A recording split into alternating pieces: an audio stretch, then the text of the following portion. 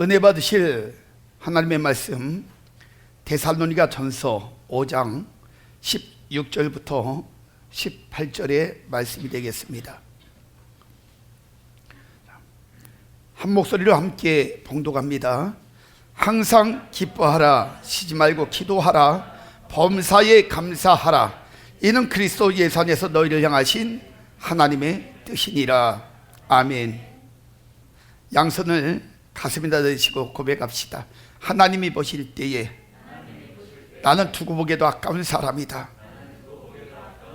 하나님이 지으신 피조물 중에 내가 가장 귀하다. 할렐루야.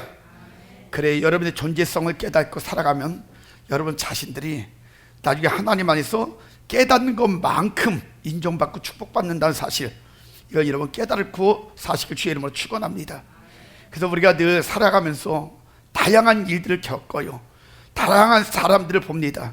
그때마다 우리 자신들이 어떤 존재인지를 느끼면서 생각하는 거나 마음 먹는 거나 말하는 거나 행동하는 것, 정말 하나님 보실 때에 부끄럽지 않게, 가장 아름답게, 가장 복되게 이렇게 살아가면 하나님은 반드시 그 사람을 그러한 위치에서 그러한 사람으로 축복하실 거예요. 그 축복을 받아 누리는 복된 인생들이 되시기를 주의 이름으로 축원합니다. 오늘은 추수감사절 예배를 드립니다. 인간의 모습 가운데 가장 성숙된 자세가 뭘까 가만히 생각해 보니까요, 여러분, 감사하는 모습이 가장 성숙된 그런 자세더라고요. 감사는 생각에서 막 이렇게 생각이 살면서 솟아나오는 그러한 모습이 감사예요. 그리스도인들이 생각 없이 짓는 죄가 세 가지가 있습니다. 생각 없이 짓는 죄 세 가지가 뭐냐면요, 첫 번째는 원망죄요, 두 번째는 교만죄요, 세 번째는 감사하지 않는 죄예요. 왜 그런 사람들이 있어요? 내가 신앙생활을 이렇게 잘하는데 하나님 왜 나에게 복을 안 주십니까? 나에게 복 주세요. 그게 원망죄예요. 그런 사람들이 있어요. 원망하는 거예요 지금. 그리고 자기 믿음이 굉장히 좋은 줄 알아요. 그리고 믿음이 스스로 좋다고 여겨요. 그리고 나서는 남을 막 평가를 합니다. 아우, 어떻게 저 집사님은 믿음이 저래? 아이고, 하나 행동 보니까 하나님 복도 안 주시겠어. 아유, 저 사람은 분명히 무슨 일이 생길 거야. 이렇게 평가하잖아요. 판단하고. 요게 교만죄예요. 털어보면 먼지 안 나올 사람 하나도 없어요. 근데 자기도 문제 많은데 스스로가 자기 믿음이 좋은지 알아. 그게 교만한 거라고요. 그리고 하나님의 많은 은혜를 받으면서 살아가면서 다양한 은혜를 받으면서 살아가요. 근데 그때마다 그냥 오늘 나 이렇게 좋은 날이야, 나 아직 이것도 풀리고 그러면서 자랑은 하는데 감사를 안 하는 거야. 이것도 죄예요. 그래서 이건 감사하지 않는 죄입니다. 이 파스칼은요, 처음 주님을 만나가지고 그 사랑을 팍 체험하는 순간에 눈물을 띵띵 흘리면서 막 뭐라고 외쳤는지 알아요? 주님 감사합니다! 그러고 외쳤어요. 사람들 앞에서 막 너무 감동되니까 주님 감사합니다! 그러고 외쳤어요. 근데 그런 고백이 성프란체스코도 그런 고백을 했다 그래요. 근데 인도의 성자인 그런 썬더싱이 있습니다. 이분은요, 주님을 만나가지고 막 은혜를 받고, 그래서 그가 막 너무나 감격스러우니까 뭐라고 고백했냐면, 주님께서 나를 위하여 모든 것을 아낌없이 주셨는데 나는 주님을 위해서 무엇을 드려야 합니까? 그리고 외쳤다 그래요. 여러분, 시편 기자는요, 시편 116편 12절에 여호와께서 내게 주신 모든 은혜를 무엇으로 보답할꼬? 라고 고백을 하고 있어요. 그렇다면 오늘 하나님의 은혜로 사는 여러분은 어떤 고백을 하고 또 무엇을 드리기를 원하십니까? 우리 자신들 한번 이렇게 돌아다보면서 우리는 지금 어떤 고백, 어떤 감사를 하고 사는가 한번 여러분 자신들을 진단해 보세요. 만약에 여러분들이 감사가 전혀 없다면 여러분들은 이미 영혼이 메말라 있는 사람들이에요. 문제가 있는 사람들이에요. 죄 속에 사는 사람들이에요. 그래서 이 시간에 우리 자신들을 들여다보고 깨닫는 시간이 되시길 주의 이름으로 축원합니다. 저는 요즘 그 믿는다는 사람들의 삶에 대해서 다양한 이런 많은 말들을 이렇게 들었습니다. 어떤 집사, 어떤 권사들, 이런 믿음의 사람들에 대한 이야기를 들었어요. 그런데요, 너무 슬퍼요. 왜 슬픈지 아십니까? 그들이 하는 모든 행동, 살아가는 삶의 모습들이 세상 욕심으로 천국을 다 잃어버렸어요. 그리고 지옥불을 향해서 달려가는 사람들이 얼마나 많은지 몰라요. 깨닫지 못해. 자기가 어떤 상태인지도 몰라요. 그리고 살아가요. 그런 모습들을 너무나 많이 느꼈어요. 왜 그런가? 이런 문제가 왜 생기는가 가만히 들여다봤어요. 그리고 한 주 동안 또 고민해봤습니다. 그리고 말씀을 통해 가지고 진단도 한번 해봤어요. 그랬더니 이런 모습들이 이런 결과를 만드는구나 라는 걸 제가 알았어요. 여러분, 이 세대가요 너무너무 변천이 심해요. 그렇죠? 세대가 변화가 굉장히 심합니다. 근데 믿는 자고 믿지 않는 자건 간에 상관없이 이 세대의 그 흐름에, 변화의 흐름에 그냥 물들어가고 있어요. 그래서는 그 물들어가다 보니까 뭐가 변하냐면 믿음이 변하고 있어요. 믿음이. 이런 믿음의 형태도 세대의 그 형태의 흐름에 맞춰가지고 자꾸 변해요.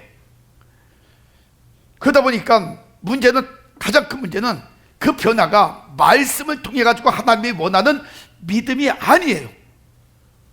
세대가 원하는 변화를 자꾸 겪다 보니까 하나님의 말씀을 통해서 딱 고정적으로 주시는 그런 것이 아니라 자신들이 계획하고 자신들이 다 설계하고 그리고 자신들이 평가를 하는 믿음. 결국엔 누가 하나님이에요? 자신들이 스스로 만든 믿음 속에서 자신들이 하나님이 돼가고 있어요. 그러니까 그걸 깨닫지 못하는 거야. 그러다 보니까요 스스로 이 믿음에 대한 그런 것들을 이야기합니다. 아, 나 믿음 좋아. 나는 믿어. 이렇게 입으로는 막 이야기를 해요. 그런데요 살아가는 삶의 모습들을 가만히 들여다보세요. 살아가는 것을 보면요 세상 사람들보다도 더 복복하고 살아갑니다. 여러분 아셔요? 믿음의 사람들, 교회 다니는 사람들이 세상 사람들보다 복을 더 따지고요 더 복복하고 살아요. 예수 왜 믿냐고 물어보면요 아, 복받기 위해서라고 얘기해요. 그거 참 묘하지 않아요? 여러분, 성경에서 이야기하는 진짜 복이 뭔지 아십니까? 성경에서 이야기하는 진짜 복은 히브리어로 바라크라고 이야기해요. 바라크. 무릎을 꿇다는 거예요. 무릎을 꿇으라는 거예요. 그리고 헬라어로는 율도게오, 찬양하다, 하나님께 찬양을 올리다, 이런 뜻이에요. 무릎을 꿇고 하나님께 찬양하며 하나님 앞에 모든 걸 올리는 것, 이게 진짜 복이라는 거예요. 근데 세대에 끌려다니면서 믿음이라고 이야기하고 복을 주장하는 사람들이 이야기하는 복이 뭔지 아십니까? 명예, 권세, 부귀예요. 특별히 돈.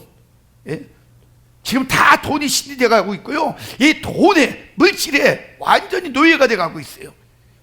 그걸 믿음이라고 이야기해요. 그래가지고 조금 사업해가지고 잘 됐다, 복 받았다, 야 그러면 믿음 좋은지 알아. 그런데 문제는 뭔지 아십니까? 물질은 풍성해졌는데 그 물질에서 사람들이 가면 갈수록 교만해지고 더 싸가지 없어지고, 세상 말로 더 거칠어지고, 그리고 더 지배하려고 그랬고, 그것 가지고 사람들을 무시하고, 이런 인격적인 타락이 시작되는 거예요. 그래서 무너져 버려요.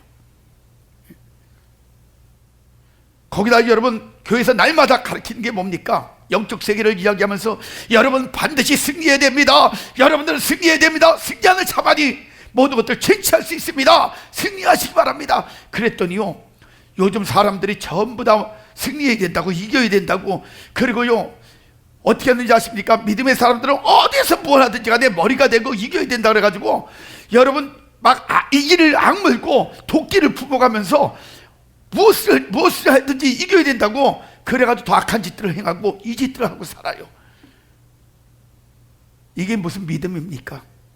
이런 사람들이 무슨 크리스찬들이에요. 뭐가 잘못됐는지도 몰라요. 지금 뭐가 무너져가고 뭐가 편질이 됐는지도 몰라요. 하나님이 우리에게 무엇을 말씀하시는지, 하나님이 우리에게 원하시는 것이 무엇인지 이런 거 깨달으려고 하지도 않아요. 그러니까 세대에 끌려가다 보니까 점점 사람들은 타락되고 무너져 가는 겁니다. 더 악해져요. 그래서 로마서 12장 1절부터 3절은 우리에게 경고도 하지만 명령도 하고 있어요. 뭐라고 얘기하는지 아십니까? 그러므로 형제들아, 내가 하나님의 모든 자비하심으로 너희를 권하노니 너희 몸을 하나님이 기뻐하시는 거룩한 산 제물로 드려라. 뭘 드려라? 우리의 몸을 하나님이 원하시는 거룩한 산 제물. 더러운 산 제물이 아니에요. 거룩한, 우리를 정결하게 만들고 깨끗하게 만들고 이런 거룩한 이런 걸 드리라는 거예요. 그러면서 이는 너희가 드릴 영적 예배다, 이렇게 이야기합니다. 예배도요, 우리가 하나님 앞에 어떻게 드려야 되는지 아십니까? 하다못해 무당 점쟁이들도요, 여러분 자기 신한테 기도하면서 신한테 뭔가를 요구하기 전에 새벽 4시 반 되면 뭐 하고 시작하는지 아세요? 목욕 재배합니다. 그들도 새벽마다 목욕 재배하고 귀신을 붙잡고 살아요. 왜? 육체라도 깨끗하게 하겠다 이거야. 근데 믿음의 사람들은 뭡니까? 육체도 영혼도 더러움으로 가득 채우고 쓰레기로 가득 채우고, 그리고 하나님 앞에 나와서는 거룩한 척하고 이 포장하고 사는 모습들이 얼마나 많아요. 그리고 하나님 나를 받아주시옵소서. 안 받아줍니다. 하나님은 중심을 보시는 분이에요. 하나님은 영적인 모습을 보시는 분이에요. 그 하나님이 거룩한 하나님께서 더러운 것들을 받으실 것 같아요. 죄악에 가득 찬 그 모습을 절대로 받지 않습니다. 그래서 우리가 살아가면서 날마다 우리 자신들을, 심령을 정결하게 만들어야 돼요. 거룩하게 만들어야 됩니다. 깨끗하게 만들어야 돼요. 그리고 하나님 앞에 나와서 우리의 심령을 드릴 때 이게 영적 예배가 되어지는 거예요. 이런 삶이 되어져야 되는 거예요. 그러면서 또 이야기합니다. 너희는 이 세대를 본받지 말고 오직 마음을 새롭게 함으로 변화를 받아. 세대에 끌려가는 게 아니라 날마다 이 세대와 다른 변화의 삶, 하나님 원하시는 삶, 은혜의 삶, 말씀의 삶, 거룩한 삶, 이런 삶으로 계속 변화의 싸움을 해야 된다는 거예요. 그게 거룩한 싸움이에요. 그리고 하나님이 선하시고 기뻐하시고 온전하신 뜻이 무엇인지를 분명히 분별하도록 하라, 그렇게 이야기해요. 하나님이 원하시니까 매 시간 생각해야 돼요. 그걸 분별해야 돼요. 깨달아야 돼요. 분명히 파악을 해야 돼요. 그리고 살아야 진짜가 되어지는 거예요. 그러면서 뭐라고 얘기하는지 알아요? 이 말씀이 굉장히 중요합니다. 내게 주신 은혜로 말미암아 너희 각 사람에게 말하노니, 자 뭐라 그러냐, 마땅히 생각할 그 이상의 생각을 품지 말라는 거예요. 하나님이 생각하게 하시고 하나님의 은혜로 주신 것, 이런 것 외에 세상이 원하는 것, 마귀가 원하는 것, 사탄이 원하는 것, 잔머리 굴려가면서 죄된 것, 자기 욕망을 채우는 것, 이런 거 생각하지 말라는 거예요. 하나님이 주신 것 외에는 생각하지 말라는 거예요. 하나님 말씀하신 것 외에는 생각하지 말라는 거예요. 그러면서 이것이 뭐라냐, 오직 하나님께서 각 사람에게 나눠주신 믿음의 분량대로 지혜롭게 생각하라. 생각도요, 믿음의 분량대로, 믿음 가지고 믿음 안에서, 아멘? 이게 진짜 생각이에요. 이게 진짜 지혜예요. 근데 요즘 어떻게 살아요? 하나님의 말씀하고 상관없어요. 내가 좋으면 좋은 거예요. 내가 생각하고 내가 원하는 것, 이걸 가지고 이걸 이루기 위해서 수단 방법 안 가리고 살아가는 걸 지혜라고 얘기를 해요. 지혜 아닙니다. 지혜는 하나님으로부터 받는 게 지혜예요. 그거는 세상 사물을 가지고, 지식 가지고, 자기가 그것도 거짓된 지식, 잘못된 지식, 죄된 지식을 가지고 그리고 응용하면서 살아가면서 점점 죄악으로 빠져드는 겁니다. 이걸 깨닫지 못하고 사는 거예요.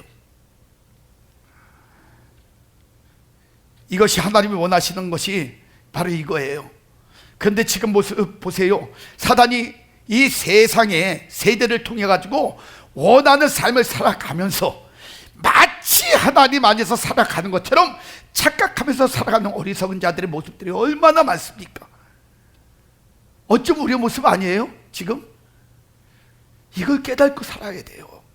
이제 여러분, 이 시대는요, 우리가 그냥 부드럽게 뭐 축복받아라, 은혜스럽게 살아라, 잘 되라, 이런 시대가 아니에요. 지금은요, 우리가 목숨을 걸고 어둠의 세력이 만들 수많은 문제 속에 영적 전쟁을 하면서 이기느냐 지느냐 이 싸움하는 거예요. 목숨을 걸고 싸우는 시대예요.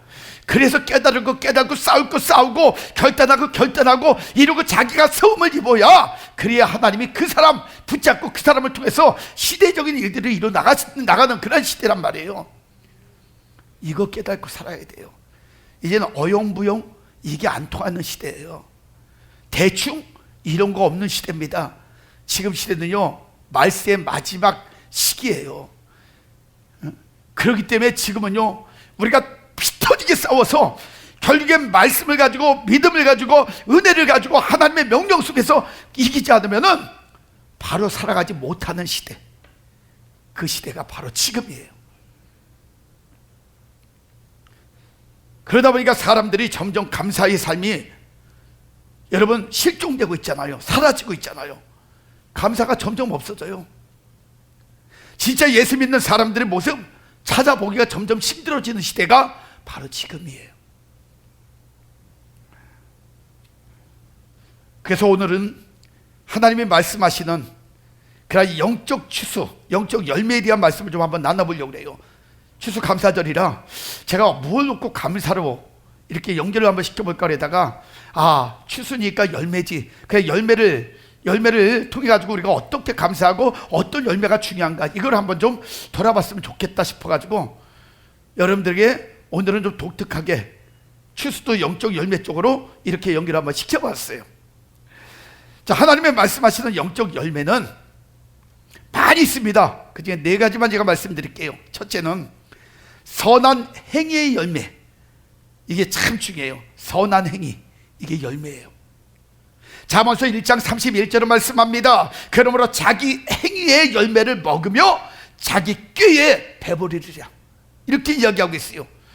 여러분, 선한 행위의 열매는요, 선한 행위는요 하나님의 말씀이 기준이 되어져 있는 행위, 이걸 이야기하는 거예요.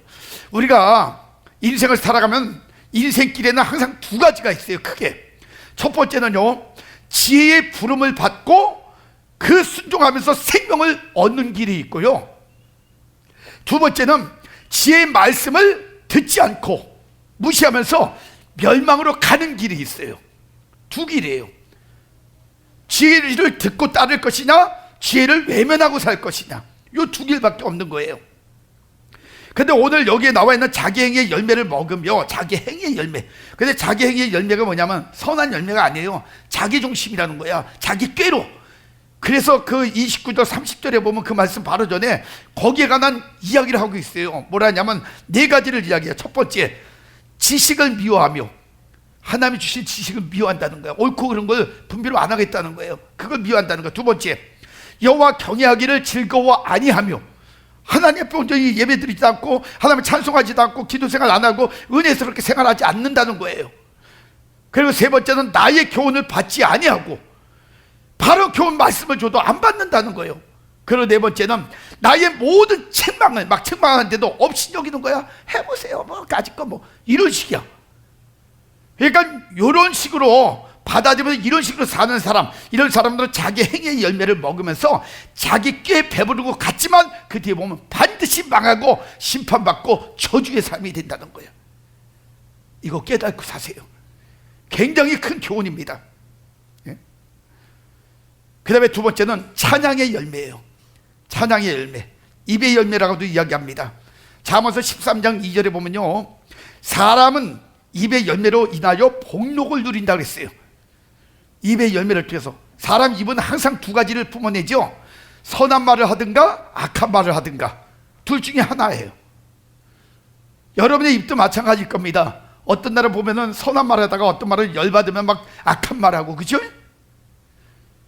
한 입으로 2말 하지 말라 그랬는데 이랬다 저랬다 2말 하는 사람들이 보통 많은 게 아니야.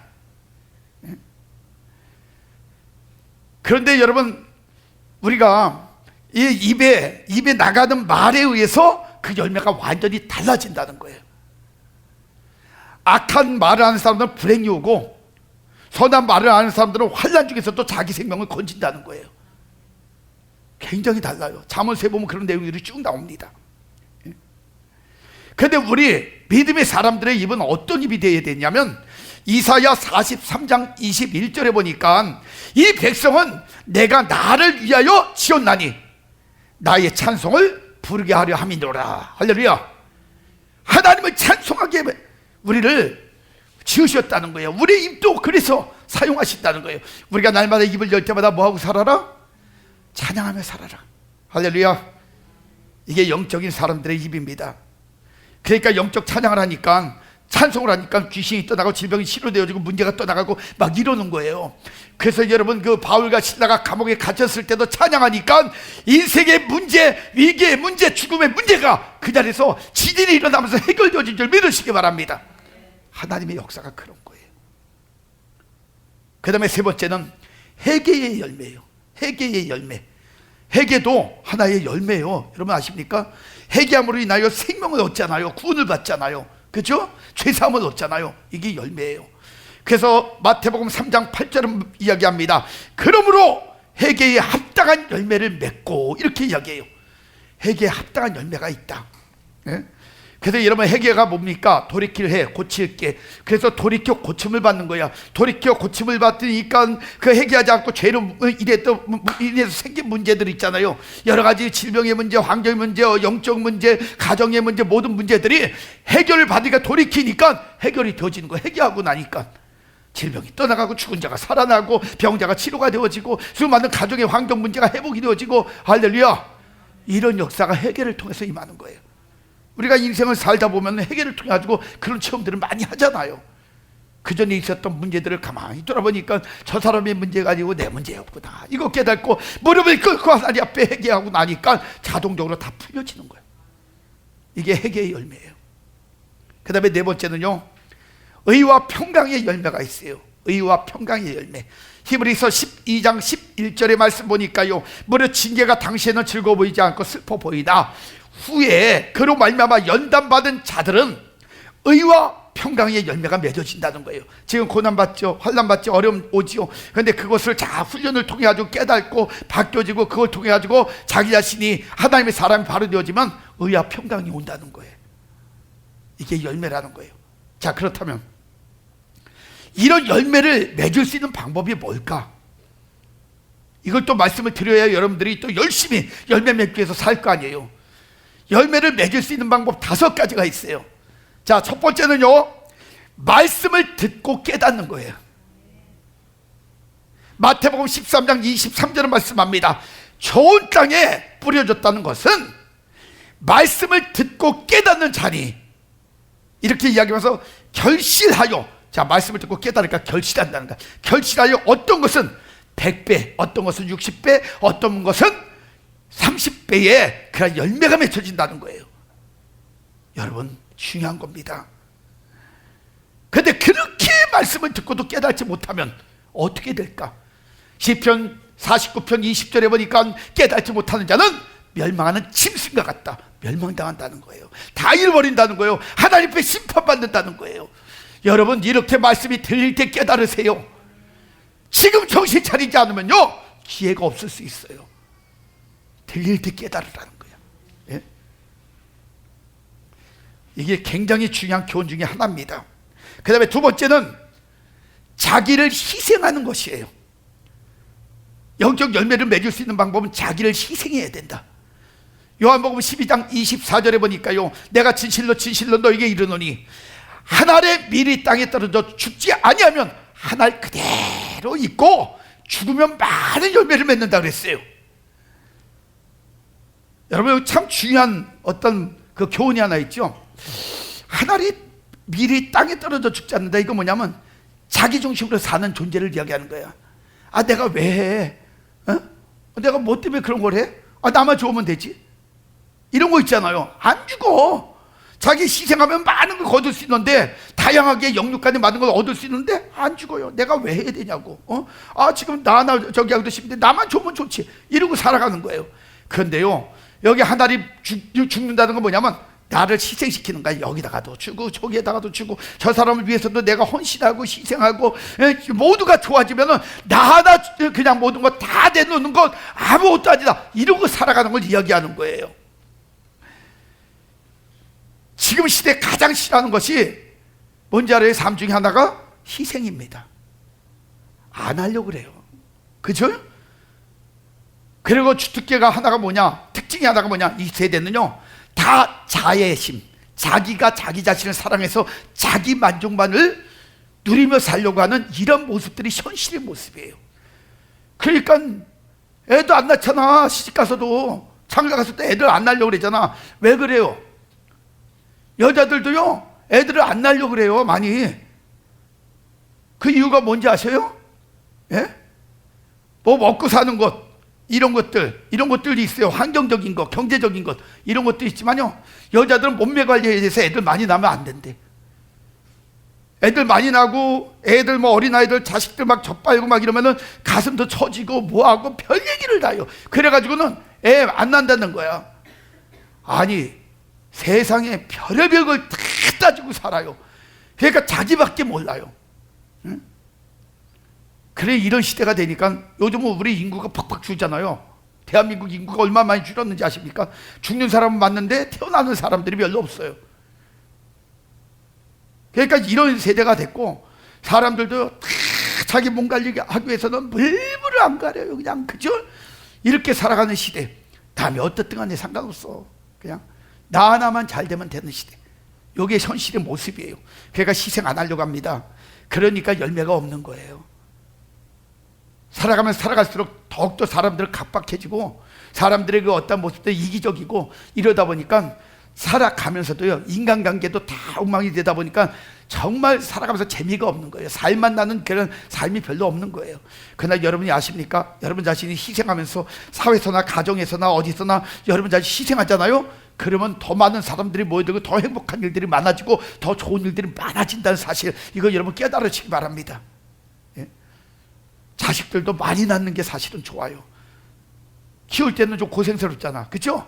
그런데 자식들 많이 나면, 조금 자라고 나면 자기네들이 알아서 커요. 이제 그 다음부터.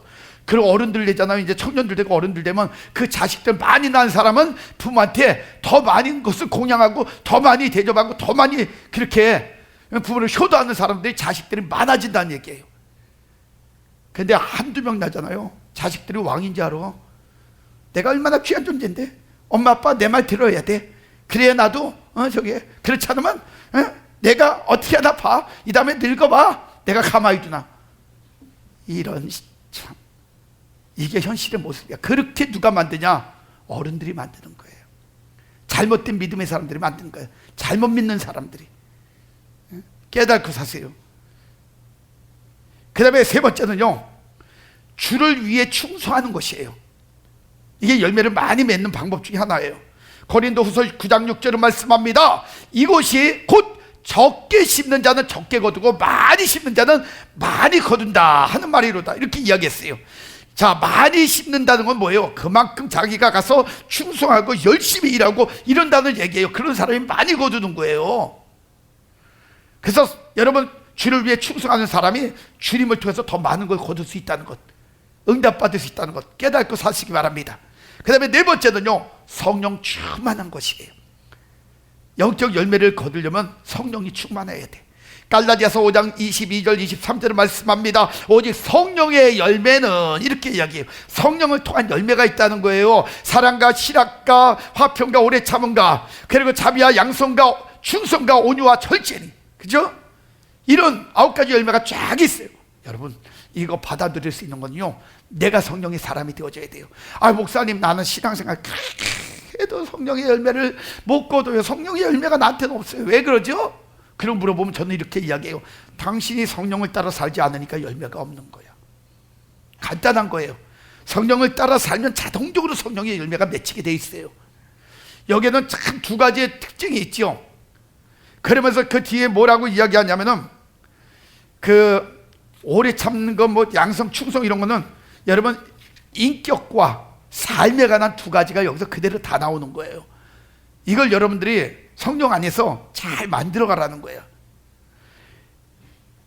그래서 나온 다섯 번째가 있어요. 이게 뭐냐면, 위로부터 난 지혜를 받는 겁니다. 위로부터 난 지혜, 이건 하나님께서 주신 지혜. 이걸 받아야 영적인 부분을 깨닫고 영적인 삶을 살고 열매를 거둘 수 있는 거예요. 그래서 야고보서 3장 17절은 말씀합니다. 오직 위로부터 난 지혜는, 그리고 이야기해요. 첫째, 성결하고, 다음에 화평하고, 관용하고, 양순하며, 긍휼과 선한 열매가 가득하고. 선한 열매, 그래서 뭐라 하냐, 편견과 거짓이 없나니 그랬어요. 편견과 거짓이 없다. 두 가지요, 성품과 언어예요. 그러니까 이제 여러분, 위로부터 난 지혜를 얻는 자들은 성품이 하나님이 원하시는 그러한 온유한 성품이 되어지고, 언어가요 거짓이 없이 진실하고 정직한 언어를 쓴다는 거예요. 달라 이게. 그런 사람들이 열매를 거둘 수 있는 거예요. 이 말씀들을 보면요, 진정한 영적 치수는요, 그리고 그 감사는 하나님의 사람들이 어떠한 삶을 살아가느냐, 거기에 달려있다는 사실을 여기서 깨달을 수가 있어요. 변화된 영혼, 말씀으로 잘 깨닫고 살아가는 영혼은요, 그 결과들이 아름답고 복되기에 감사가 가득한 결과들이 나오니까요, 결국 영적인 추수는 하나님의 사람으로 바로 살아갈 수 있는 믿음의 사람을 만들어 가는 것이다. 이게 바로 영적인 추수라는 거예요. 이제 두 가지 이야기라고 말씀을 정리하겠습니다.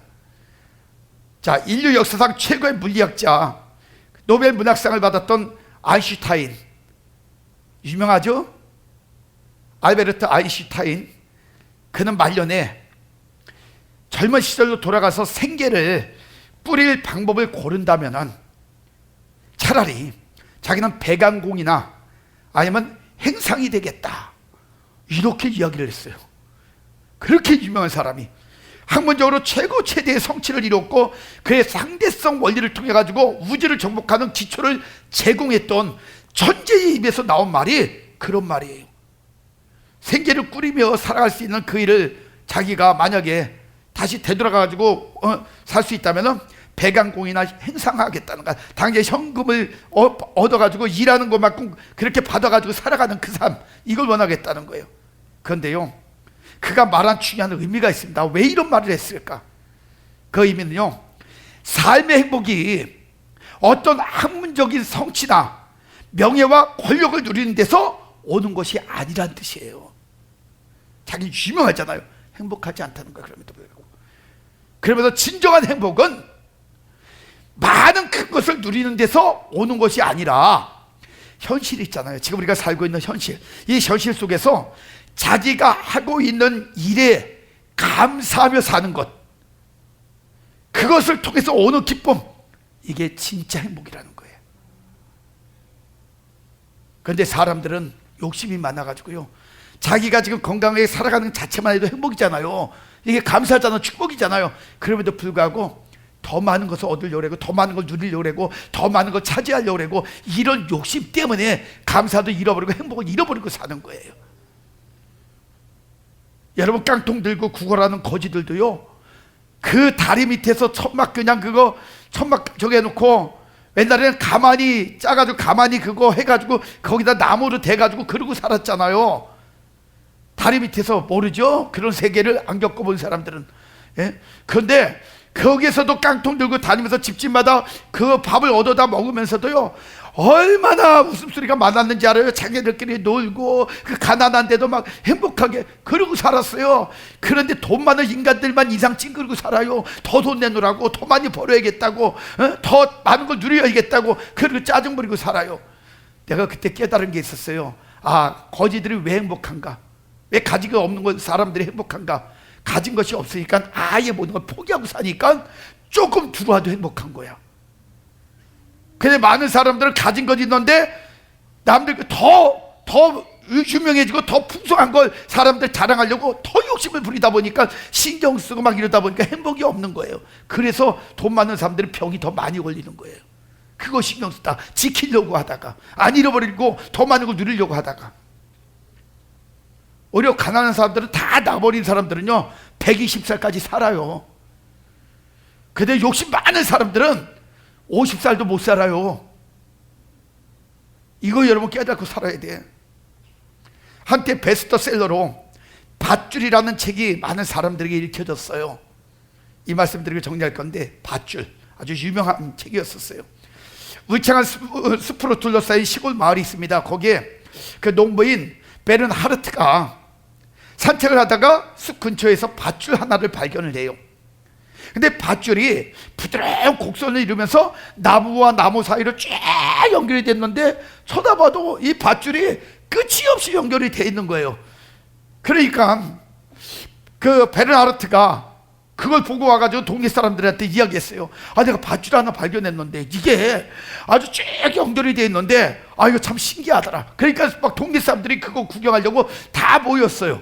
그래서 모여가지고 그걸 보니까 끝이 도대체 어딘지 알 수 없는 밧줄이 그 나무 사이로 뭐 해가지고 쫙 계속 그냥 거기 밧줄이 하나 연결이 되어 있는 거예요. 그래가지고 야, 이거 끝이 어딘가 우리가 한번 좀 이걸 한번 끝을 찾아보자. 그렇게 호기심을 가지고 시작한 여기서 이 평온한 마을에서 재앙이 그래서 시작이 되어져요. 이 평온했던 마을이 그 밧줄 하나로. 추수절이 다가왔는데 농부들은요 추수하는데 관심이 별로 없어요. 문제는 뭐냐, 호기심이 이제 이 밧줄을 야, 끝이 어딜까, 이 밧줄이 뭘까, 이 뒤에는 뭐가 있을까, 이런 호기심 있잖아요. 여기에만 온통 다 생각이 가 있는 거야. 그러니까 마을 사람들이 그걸 나중에 뭐라고 얘기냐면 욕망의 끈이라는 단어를 붙였어요. 욕망의 끈. 이걸 야, 우리를 자극해가지고 자꾸 욕망을 주네. 저 끝이 어딜까, 이런 호기심 있잖아요. 욕망의 끈이라고 그래요. 그래서 욕망의 끈을 암시하는 이 밧줄을 따라가지고 행진하기 위해 가지고 원정대를 만들어요. 원정대까지. 그래가지고 아내들은 불안해하면서도 이 남편들을 떠나 보냅니다. 이제 남자들이 다 원정대로 떠나는 거, 밧줄 여기서부터 끝을 찾으려고 떠나기 시작하는 거예요. 그런데요 원정대가 마을과 멀어지면 멀어질수록 이제 추수절을 놓친 마을에서는 식량이 떨어지고 가난이 오기 시작하고 굶기 시작하는 거예요. 막. 왜? 추수 때 추수 안 거두고 이들이 그거 욕망의 밧줄에 끌려가지고 그걸 쫓아가고 있으니까. 그러니까 마을 사람 중에 남은 사람들 중에는 먹고 살기 위해서 죽기 싫다고 다른 마을로 다 떠나는 사람들, 이제 이사가는 사람들이 출발이 늘어나기 시작했어요. 자, 원정대는요 끊임없이 밧줄을 붙잡고 늘어집니다. 밧줄을 따라가느냐고 돌아오지를 않아요. 그리고 쫓아가다 보니까 나중에 결론은 밧줄이 끝이 안 보이니까 무슨 생각을 했냐면 더 이상 앞으로 나가는 게 무의미하다, 그렇게 생각을 했어요. 그런데 되돌아 마을로 돌아오는 것, 이게 옳은 건데, 옳다고 생각을 했는데 문제는 뭐냐면은 이제 자존심의 문제예요. 그렇게 출발을 해가지고 지금까지 왔는데 내가 돌아가면, 우리가 돌아가면은 가족들이 아무 열매도 없이 아무 결과도 없이 돌아가면은 뭐라고 욕할까, 뭐라고 원망할까, 마을 사람들은 우리에게 뭐라고 얘기하지, 이런 이제 자존심이 오고 막 이런 생각이 이제 복잡해지는 거예요. 그러니까 그래, 이왕 출발한 거 그래 끝까지 한번 가보자. 그리고 그걸 붙잡고 가기 시작해요. 끝까지 가는 거예요. 여기서 뭐 여러분 깨달아야 될 게 있어요. 밧줄에 묶이지는 않았지만 묶인 죄수들처럼 밧줄을 잡고 가는 그 모습, 이 욕망의 끈에 묶여 삶의 방향을 잃은 현대인들을 이야기하고 있는 거예요. 이 안에서 한탕 성공주의적인 무작정 그냥 목을 맨 원정대는요 끝에 축복이 있겠지, 뭐가 있겠지, 뭐 보물이 있겠지, 이런 생각을 했던 거기에 목을 맨 그 원정대는 스스로 밧줄에 묶여버린 겁니다. 그리고 그 원정대들이 움직이다가 그걸 따라가다가 몇몇은 쓰러져 죽기도 하고, 또 나중에 가니까 서로 간에 의견이 안 맞아가지고 돌아가자 뭐하자 막 싸움이 붙어가지고 거기서 또 사람들은 분열이 생겨가지고 흩어지고 이러면서 뿔뿔이 엉망이 돼버린 거예요. 그러다가 원정대 사람들은 엉망이 되고 마을도 엉망이 되고 추수는 못하고 결국에는 모든 것들이 다 망해버렸다는 거예요. 여기서 저자는요 이 책을 통해 가지고 독자들에게 이렇게 지금 이야기하고 있어요. 계속 욕망의 끈을 잡고 전진할 것이냐, 아니면 그 상태에서 자존심을 버리고 마을과 가정으로 귀환할 것이냐. 당신들은 선택하시오, 이런 요구를 하고 있어요. 거기서 여러분은 어떻게 하시렵니까? 지금 여러분이 인생을 살아가면서 욕망의 끈을 붙잡고 계속해서 지금 정신없이 뒤에 무슨 일이 생기든지 환경이 어떻든 상관없이 가고 있는 바로 그 길, 거기서 지금 여러분의 인생에 문제가 왔을 때 여러분은 지금 어느 쪽을 선택하시렵니까? 끝까지 그 욕망의 끈을 붙잡고 앞으로 갈래요? 아니면은 자존심 다 버리고 뒤돌아서 가지고 하나님 앞에 무릎을 꿇고 회개하면서 다시 정상으로 돌아와서 좀 어렵지만 늦었지만 그래도 정상적인 삶을 살래요? 중요한 질문이에요. 거기에 대답은 여러분의 몫입니다. 지금 내가 사는 현실에 감사함이 없으면 욕망에 미혹되어 가지고 그 끈을 잡고 도달할 수 없는 곳으로 가게 됩니다. 가정과 사회 속에서 존재감도 잃어버리고요, 욕망의 호기심에서 벗어나지 못할 거예요. 그 결과는 자기에게 속한 모든 것이 재앙이 된다는 사실을 여러분 분명히 깨달으시길 바랍니다. 사랑하는 성도 여러분, 이제 추수감사절을 맞이하여 여러분은 현실의 삶 속에서 감사하세요. 이 감사를 통해 가지고 복된 삶이 될 수 있도록, 또 영적 열매를 맺고 거두기를 할 수 있도록 여러분 힘써 진짜 추수를 맛보는 그러한 영풍의 성도님들이 다 되시기를 주의 이름으로 축원합니다. 그래서 오늘 이 말씀들을 이렇게 생각하면서 찬양하고 기도하실 때, 나는 이러한 영적 열매를 거두기 위해서 내 인생을 어떻게 살아가며 어떠한 그러한 모습으로 하나님 앞에 나가야 되는가, 그런 문제를 놓고 또 한번 여러분 고민해 보시면서 찬양하고 기도하는 그러한 시간을 갖겠습니다. 하나님 감사합니다. 추수감사절을 맞이해서 하나님이 1년 동안 우리에게 주신 많은 부양과 풍성함을 감사하며 하나님 앞에 영광을 돌리게 하심을 감사합니다. 우리의 환경을 붙잡아 주시고 건강을 붙잡아 주시고 인생을 붙잡아 주시고 또 하나님의 놀라운 약속 가운데 우리의 모든 것들을 일거수일투족 모든 것들을 하나님 풍성하게 부유하게 지금까지 채워주시고 인도해 주심을 참으로 감사합니다. 많은 것들을 누릴 수 있는 기회 주심을 참으로 감사합니다. 그리고 하나님이 이 시간에는 또한 우리가 이 세상적인 열매뿐만이 아니라 영적 열매를 돌아보며 어떠한 삶을 사는 것이 영적 열매고 어떻게 살아가는 것이 하나님이 보실 때 가장 아름다운 열매를 맺는 삶인지를 깨달아가 알게 하심을 참으로 감사합니다. 하나님, 우리가 선한 열매를 맺기를 원합니다. 찬양의 열매를 맺기를 원합니다. 하나님, 또 회개의 열매 맺기를 원합니다. 의와 평강의 열매를 맺기를 원합니다. 그러한 열매를 맺기 위해서 날마다 말씀을 따라 말씀 중심의 삶을 살게 하여 주시고 날마다 희생하며 헌신하며 살아가는 복된 인생들 되어지게 하여 주시옵소서. 또 하나님, 날마다 하나님의 은혜 가운데 회개의 그런 모습들을 통하여 하나님의 뜻을 깨달아 알게 하여 주시고 우리가 날마다 주를 위하여 충성하는 자들이 되어질 수 있도록 역사하여 주시기를 원합니다. 그리고 성령의 사람을 거룩함과 청결함으로 세워지게 하여 주시고 날마다 하나님의 은혜 가운데 위로부터 난 지혜를 얻어서 온전히 분별하여 살아갈 수 있는 복된 인생들이 되어질 때에 저의 있는 영육간의 모든 문제 해결받게 하여 주시고 날마다 주 앞에 영광 돌리는 아름다운 열매로 하나님 승리되어지는 복된 가정과 인생들 되어질 수 있도록 주님 역사하여 주시옵소서. 하나님 아버지, 영육간의 질병과 고통 가운데 있는 신병들이 있습니다. 그들의 모든 영혼과 인생들을 긍휼히 불쌍히 여겨주시고 하나님의 귀한 사랑의 손길로 어루만져 주셔서 이 시간도 대의사가 되시던 하나님의 손길이 그들의 암세포를 제거시켜 주시고 고통과 아픔으로부터 건져주시고 오장육부 신장 폐부 관절 세포 신장 폐쇼 모든 것들을 풀어주고 해결해 주시고 정상으로 돌아가게 하여 주옵소서. 그래 남은 생에 오직 하나님 앞에 감사하며 살아갈 수 있는 가정과 인생들 되어질 수 있도록 우리 하나님 축복하여 주시옵소서. 지금은 우리 구주 예수 그리스도의 은혜와 하나님의 그 크시고 만극하신 사랑하심과 성령님의 감동 내주 역사 충만하심의 은혜가 오늘도 하나님 앞에 모든 인생들을 맡기며 이 추수절에 영적 열매를 거두기 위하여 다시 한번 도전하며 새로운 삶을 살겠다고 결단한 성도님들 머리 위에 그들의 가정 건강 계획 모든 생업 위에 영풍월드 교회와 이 나라 민족 전 세계 머리 위에 지금부터 영원까지 하나님의 축복이 함께 계실지어다. 아멘.